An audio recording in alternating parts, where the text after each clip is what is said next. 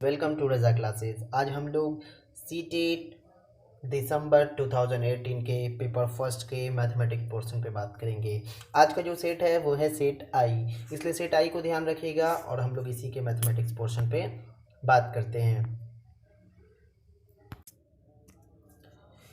देखिए हम लोग आ गए हैं 46 नंबर क्वेश्चन पे। 46 नंबर क्वेश्चन पे इसलिए आए हैं कि 31 से तो मैथमेटिक्स स्टार्ट होता है, लेकिन क्या है कि मैं उससे पेडागोजी ऑफ मैथमेटिक्स था, इसलिए हम लोग 46 नंबर क्वेश्चन से बात करेंगे।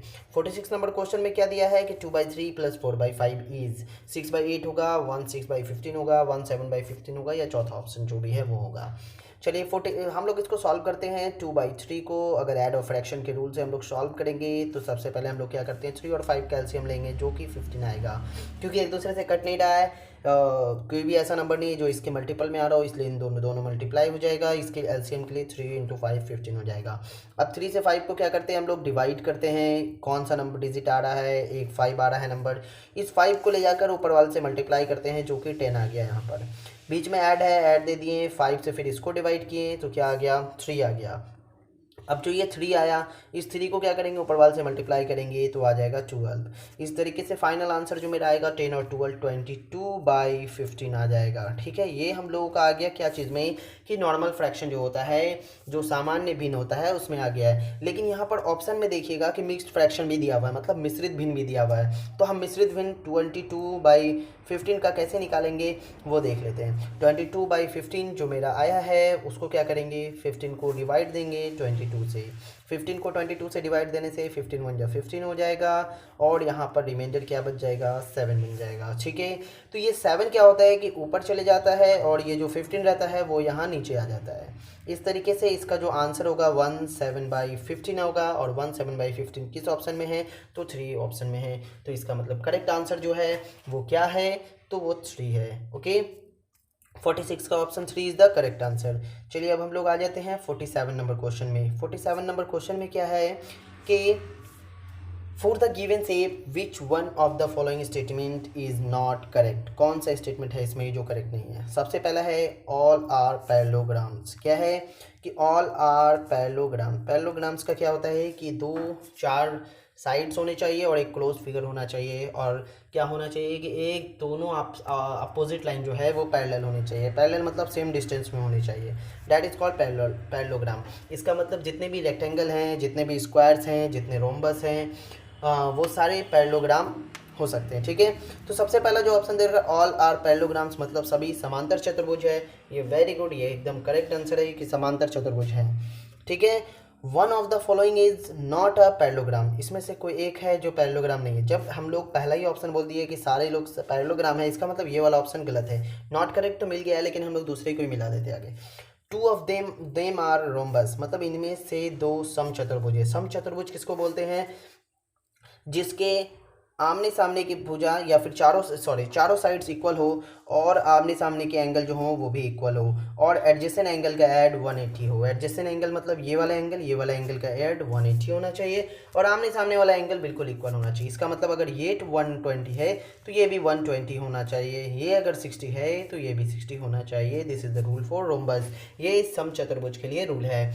तो समचतुर्भुज के हिसाब से देखिए, ये एक हमको दिख रहा है समचतुर्भुज, और ये भी एक हमको दिख रहा है समचतुर्भुज। इसका मतलब 2 ऑफ देम आर रोम्बसेस। ठीक है, तो रोम्बस है, समचतुर्भुज है, इसका मतलब ये भी सही है। उसका चौथा ऑप्शन में बोल रहा है 2 of them are rectangles. Rectangles है मतलब क्या कि आयत, जिसको हम लोग आयत बोलते हैं। आयत का होता है कि लंबाई चौड़ाई। देखिए एक चीज़ हमेशा याद रखिएगा, all squares are rectangles but not all rectangles are not square.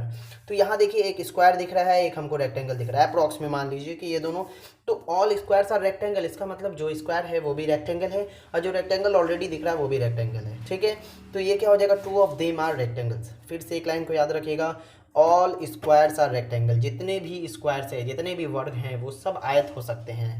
लेकिन जितने भी आयत हैं कोई ज़रूरी नहीं है कि वो वर्ग ही हो। ठीक है, क्योंकि आयत का जो डेफिनेशन होता है वो होता है कि आमने सामने की भुजा इक्वल होनी चाहिए, और हर एंगल 90 डिग्री होना चाहिए, डायगोनल होना इक्वल होना चाहिए, और डायगोनल बाइसेक्ट करना चाहिए एक दूसरे को। तो ये सारा जो होगा वो स्क्वायर में भी होता है सेम प्रॉपर्टीज़, लेकिन उसमें चारों साइड इक्वल हो जाएगा तो वो स्क्वायर उसका नाम दे दिया गया है, इसलिए और स्क्वायर्स आर रेक्टेंगल भी कहा जाता है। क्लियर, तो इसका ऑप्शन जो हो गया वो 2 हो गया, जो कि गलत है।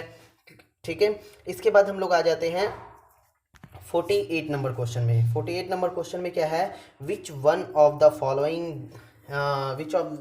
The following represent the number of 11,1199। देखिए यहाँ पर एक 1100 बोला है, 1100 कुछ होता ही नहीं है क्योंकि 1100 होता है। तो इसको हम लोग लिखेंगे किस तरीके से, तो एक्सपेंडेड फॉर्म में लिखेंगे 11,000। देखिए 11,000 1111। अब इसको हम इस तरीके से ऐड करके देखेंगे कि मेरा क्या आ रहा है। एक्चुअली में कुछ लोग देख के सीधा आंसर इसको मार देंगे कि 11,000 1111 ये लग रहा है, लेकिन इसको गौर से देखिए तो 1 टेंस 100 1000 10,000 लैख, मतलब ये लैख में है, ये तो थाउजेंड में है ही नहीं, ये तो लैख में है। इसका मतलब ये ऑप्शन तो बिल्कुल ही गलत हो गया।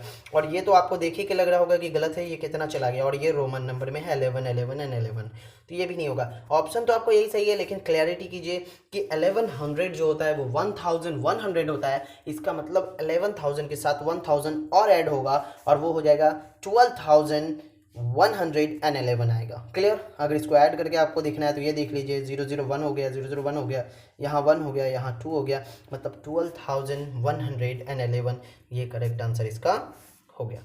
क्लियर। चलिए आइए अब हम लोग क्या आ जाएंगे कि 49 नंबर क्वेश्चन में आते हैं। 49 नंबर क्वेश्चन में क्या बोल रहा है, the points A and B, बिंदु ए और बी नीचे दिखाई गई नंबर रेखा पर नंबर लाइन्स पर शोन किया गया है। अब बताइए कि ए और बी के बीच का डिस्टेंस पूछा है। तो distance, how we find the distance between A and B, हमको ए एंड बी के बीच का डिस्टेंस कैसे निकालना है। तो सबसे पहले हम क्या करेंगे कि एक पॉइंट के बीच का डिस्टेंस अगर हमको पता चल जाता है तो हम क्या करेंगे कि ए और बी के बीच में पॉइंट जोड़ देंगे और उसको मल्टीप्लाई कर देंगे, तो वो करेक्ट आंसर आ जाएगा। तो हम एक पॉइंट का डिस्टेंस कैसे निकालेंगे, तो देखिए एक वैल्यू तो 25,000 दिया हुआ, एक 39,000 दिया हुआ, एक 61,000 है, उसको हटा दीजिए। अब हम करेंगे 25,000 से 39,000 के बीच का डिस्टेंस को कैलकुलेट करेंगे। देखिए डिस्टेंस 1 2 1 2 3 4 5 6 7 पे जब जा रहे हैं तो 25,000 से क्या आ जा रहा है, 39,000 आ रहा है। इसका मतलब 39,000 और 29,000 का डिफरेंस कितना है, टोटल देखिए डिफरेंस कितना है, तो 39,000 और 25,000 का अगर हम डिफरेंस निकालेंगे तो ये डिफरेंस कितना आएगा, 14,000 आएगा। कितना, 14,000 आ गया। ये 14,000 इसके बीच का जो डिफरेंस है वो डिजिट में है, ठीक है, नंबर में है, ठीक है, जो भी है। और जो पॉइंट है वो टोटल कितने हैं, 7 का मतलब दिया हुआ है कि 14,000 है। तो अब बताइए 1 का वैल्यू आप कैसे निकालिएगा। तो 1 का वैल्यू आपको निकालने का बहुत आसान तरीका है कि इस 7 को ले जाकर इससे माइनस कर दीजिएगा, सॉरी डिवाइड कर दीजिएगा, और इसको जब डिवाइड कीजिएगा तो ये कट गया 2 बार में, ये आ गया 2000। इसका मतलब टोटल कितने, एक पॉइंट का जो डिस्टेंस है वो कितना है, 2000 है। सबसे पहले हम क्या किए कि 25,000 और 39,000 के बीच का डिस्टेंस कैलकुलेट किए। वो है डिस्टेंस 14,000 नंबर में, और जो वो पॉइंट्स में है वो 7 में। तो अब इन दोनों के बीच का है कि 7 पॉइंट्स बराबर 14,000 है, तो 1 पॉइंट्स बराबर कितने, तो 1 पॉइंट्स बराबर कितने हो जाएंगे, 2000 हम निकाल लिए 7 से डिवाइड करके। अब 1 पॉइंट हो गए 7000, तो अब हम ए से बीच का डिस्टेंस देख लेंगे कि कितना है पॉइंट में। पॉइंट है 1 2 3, पॉइंट है 1 2 3 4 5 6 7 8 9 10 11, टोटल 11 डिस्टेंस है ए से बी पर आने के लिए। ये पॉइंट पे हमको ए से बी तक जाने के लिए कितना पॉइंट है, 11 पॉइंट। 1 पॉइंट का वैल्यू है 2000, तो अब हमको कितने पॉइंट का निकालना है, 11 का। तो 2000 इंटू 11 हम लिख देंगे। जब 11 से लिखेंगे तो 11 टू जा 22, और उस पर क्या लिखेंगे 30 कैलकुलेट लिख देंगे। और इस तरीके से मेरा ये टोटल डिस्टेंस यूनिट में कितना आ गया, 22,000। 22,000 देख लेंगे हम कि किस ऑप्शन में है। 22,000 हमको किस ऑप्शन में दिख रहा है, वो है ऑप्शन 4। तो ऑप्शन 4 इसका क्या हो जाएगा, करेक्ट आंसर हो जाएगा। क्लियर। चलिए आइए अब हम लोग आ जाते हैं 50 नंबर क्वेश्चन में। How many packets of 1/16 kg sugar can be made from 3 1/kg 3 1/4 kg of sugar. इसका मतलब 3 1/4 kg चीनी से, मतलब मेरे पास 3 1/4 kg है और हमको 1/16 kg के हिसाब से चीनी के पैकेट्स बनाने हैं, तो हम टोटल कितने पैकेट्स बना सकते हैं। फिर से वही question, number of packets, number of packets के क्वेश्चन है। नंबर ऑफ पैकेट्स कैसे निकालेंगे, तो हम इसको क्या करेंगे, टोटल वेट से डिवाइड कर देंगे हम किसको, जो पर केजी का वेट है। इसका मतलब टोटल वेट 3 1/4 है, ठीक है, और इसका पर पैकेट केजी का वेट कितना है, 1/16 है। तो हम इन दोनों को अगर डिवाइड कर देते हैं तो मेरा आंसर आ जाएगा। तो हम नंबर ऑफ पैकेट्स डायरेक्ट निकालेंगे, number of packets is equal to total weight. Total weight क्या है, 3 1/4 और बाई 1/16। अब देखिए क्या हो गया कि 3 1/4 को सॉल्व कीजिएगा तो 3 4 0 12 और 1 13, 13/4 और नीचे में आ गया 1/16। देखिए क्या करते हैं, जब भी ऐसा आता है तो ये जो है ये ऊपर जाके क्या होता है, अपोजिट हो जाता है। डिवाइड मतलब जो 16 नीचे है 1/16 है, ये कन्वर्ट हो जाता है 16/1 पे। तो हम इसको इज इक्वल टू क्या कर लिए, 13/4 इंटू 16/1, क्या कर लिए, 16/1 लिख दिए। तो 4 और 4 जा 16 कट गया, 1 तो नीचे में है, 13 4 जा 52 मल्टीप्लाई कर दिया और मेरा आंसर आ गया 52। That is the correct answer. इसका मतलब 50 नंबर का करेक्ट आंसर क्या है, 1 हो जाएगा, जो कि 52 है। क्लियर, 50 का 1 बिल्कुल आसान है। नंबर ऑफ पैकेट्स हम निकालना सीख चुके हैं, पिछले भी 2 हम लोग क्लासेज में इसको देखे हैं कि क्या हुआ है कि बार बार ये पूछ रहा है नंबर ऑफ पैकेट। तो याद रखिएगा इसका फॉर्मूला टोटल वेट बाई पर केजी, मतलब एक पैकेट में कितना है उसके हिसाब से निकाल लेंगे। चलिए आइए अब हम लोग 51 नंबर क्वेश्चन में आते हैं। फिर से आ गया टाइम वाला क्वेश्चन, बिल्कुल आसान है। Hari started his journey at 1840 and finish at 22:20। The time taken is completing the journey is, मतलब हरीश ने 1840 में ये क्या किया है कि एक जर्नी को स्टार्ट किया है, अपनी यात्रा को स्टार्ट किया है और वो जाकर 22:20 में जाकर वो समाप्त हो गया है। तो टोटल समय कितना है, देखिए 1840 है और यहाँ 22:20 है। तो याद रखिए आवर का डिस्टेंस आपको कितना दिख रहा है, 4। Very good. मिनट में देखिए कि 40 से 20 आने में ये तो माइनस हो गया, तो ये क्या आ रहा है, -20 मिनट आ रहा है। इसका मतलब कि इसी आवर में से इसको 20 मिनट्स को माइनस कर देना पड़ेगा, तो मेरा करेक्ट आंसर आ जाएगा। तो इस 4 आवर में अगर हम 20 मिनट्स निकाल लेते हैं तो वो कितना बच जाएगा, 3 आवर एंड 40 मिनट्स। ओके, क्योंकि टोटल 60 मिनट्स होते हैं 1 आवर में, तो 1 आवर में से हम 20 मिनट्स निकाल लिए, तो मेरे पास कितना बच गया, 40 मिनट्स बच गया। इसका मतलब टोटल अब जर्नी में उसको टाइम कितना लगा है, 3 आवर एंड 40 मिनट्स। ओके, चलिए आइए 52 नंबर क्वेश्चन में अब हम लोग आते हैं। 52 नंबर क्वेश्चन में है कि a bucket of capacity 2000 millilitre is to be filled by using containers measuring 200 ml and 300 ml। Which one of the following combination of container is not correct. Question पे ध्यान दीजिएगा, यहाँ नॉट का use किया गया है।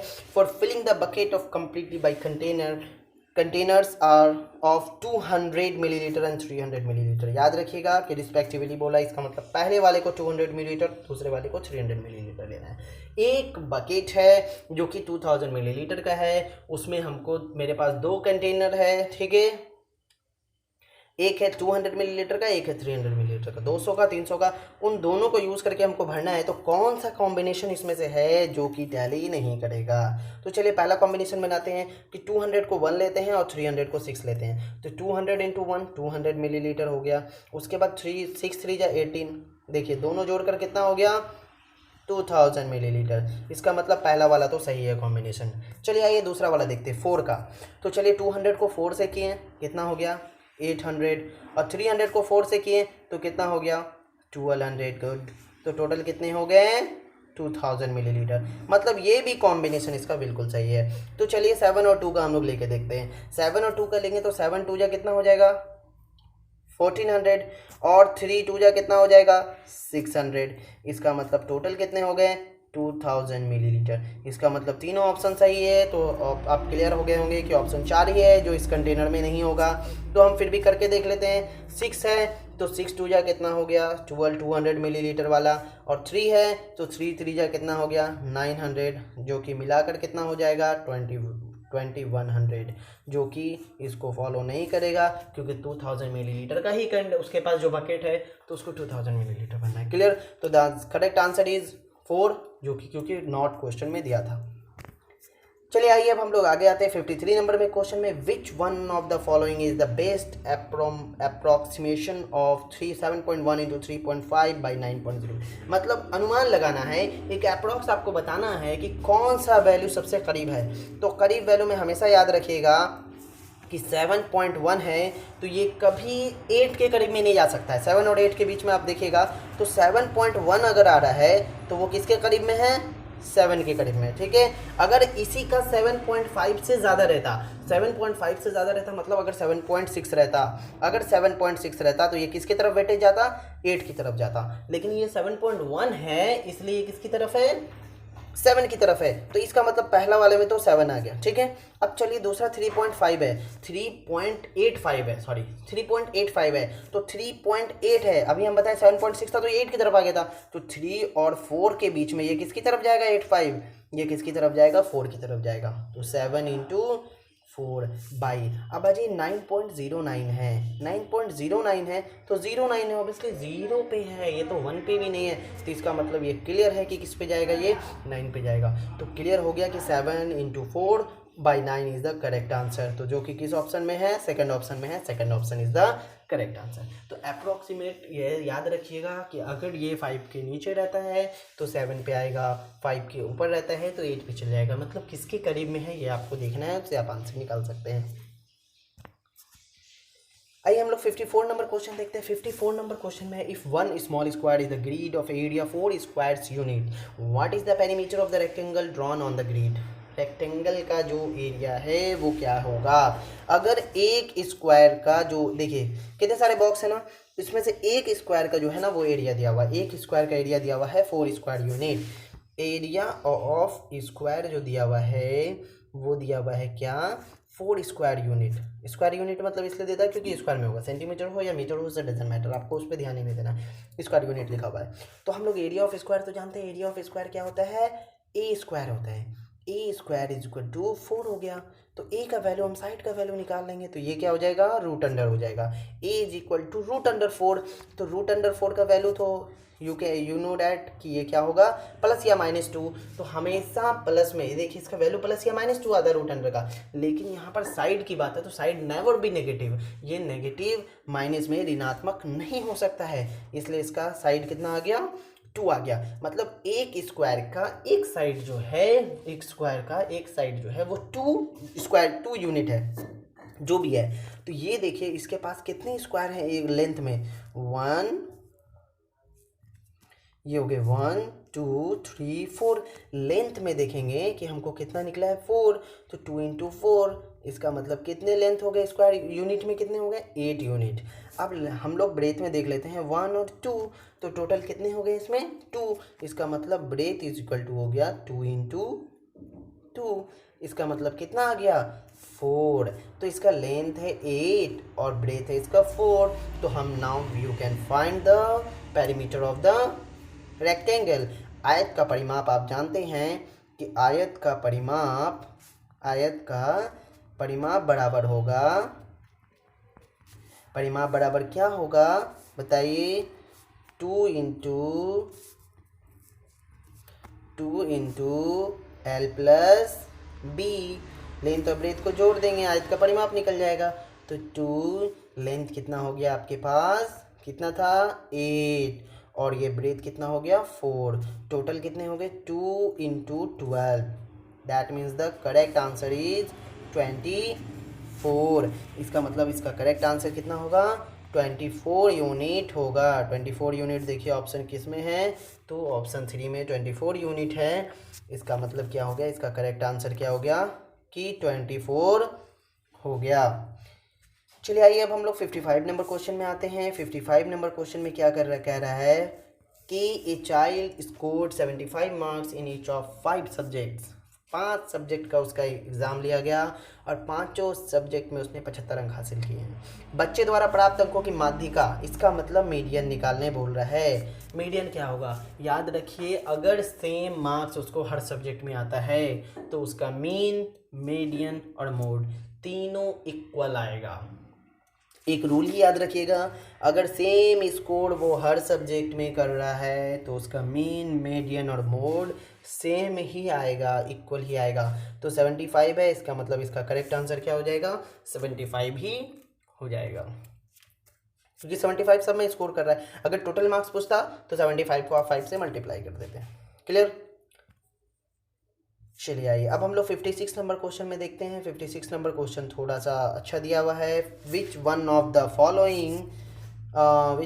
Following can be folded to form the given solid, मतलब दिए गए ठोस को निम्न में से किसको मोड़कर बनाया जा सकता है। तो इसमें याद रखिए, जब भी ऐसा क्वेश्चन आए उसका एक चीज़ बहुत ख्याल रखिएगा कि उसमें क्या कीजिए कि साइड्स को देखें, फेसेस को देखने की कोशिश कीजिए। फेस को देख के आप आसानी से समझ सकिएगा कि कौन सा है जिसको मोड़कर ऐसा बनाया जा सकता है। ठीक है, देखिए इसको देख रहे तो इसमें ऑलरेडी फ्रंट से इतना फेस दिख जा रहा है, 1 2 3 4 फेसेस फ्रंट से ही दिख जा रहा है। तो ये टोटल फेस, क्योंकि इसमें हमको 1 2 3 4 ही फेसेस दिख रहा है, तो इसको कितनों फोल्ड कर देंगे तो 4 से ये 2 फेसेस हो जाएगा एक तरफ, 3 फेसेस साइड से हमको कभी नहीं दिख पाएगा।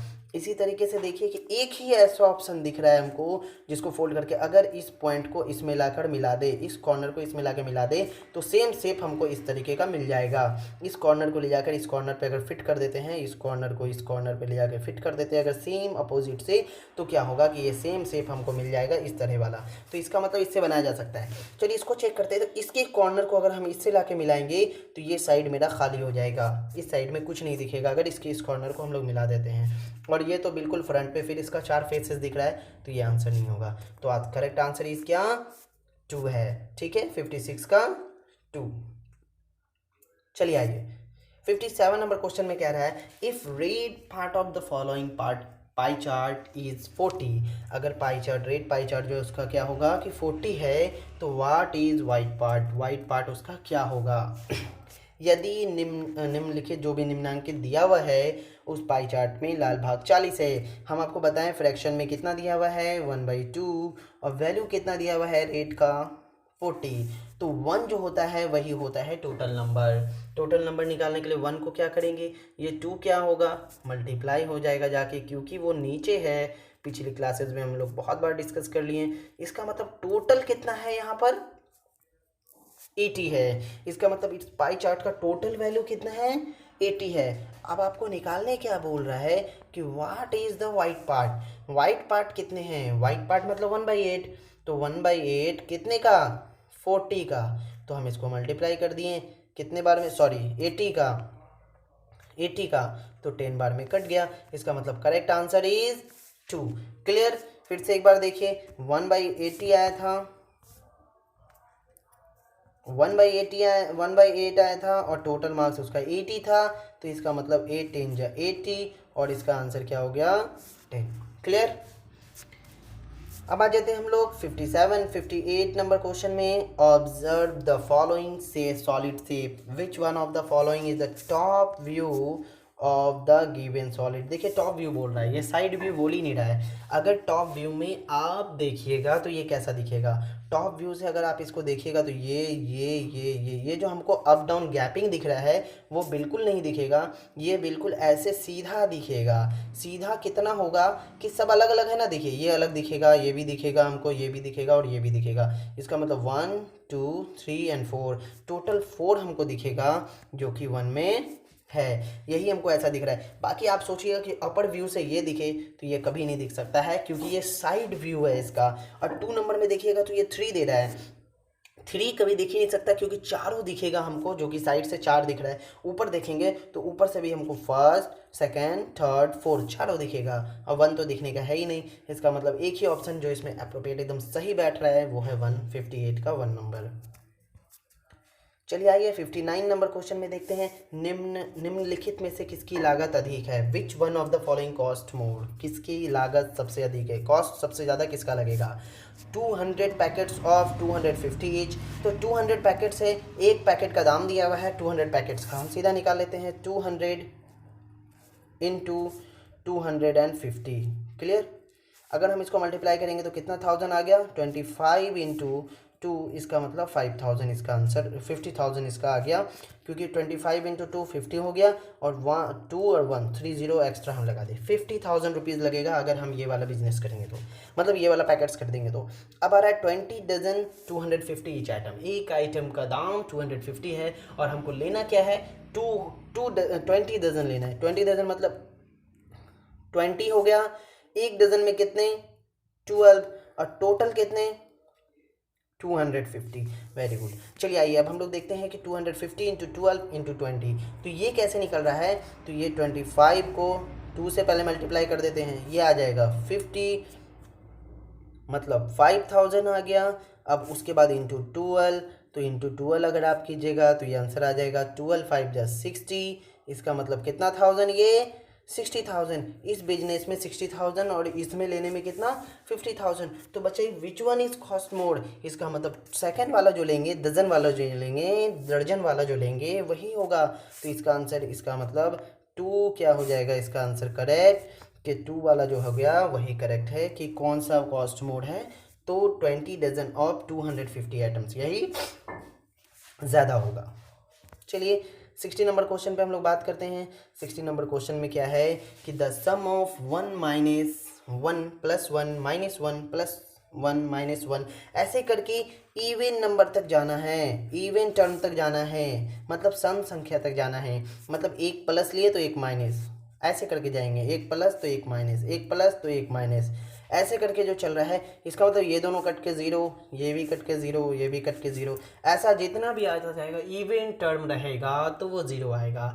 लेकिन अगर यहीं पर ही ऑड टर्म रहता कि ऑड टर्म तक जाना है, तो ऑड टर्म मतलब सब कट के ज़ीरो होता, लास्ट में 1 बच जाता, तो इसका पॉजिटिव 1 आंसर होता, ना कि नेगेटिव 1। तो अभी यहाँ पर बोल रहा है कि इवन टर्म तक ही जाना है, तो इसका आंसर क्या हो जाएगा 0 हो जाएगा, जो कि इसका करेक्ट आंसर, एप्रोप्रिएट आंसर बैठ रहा है।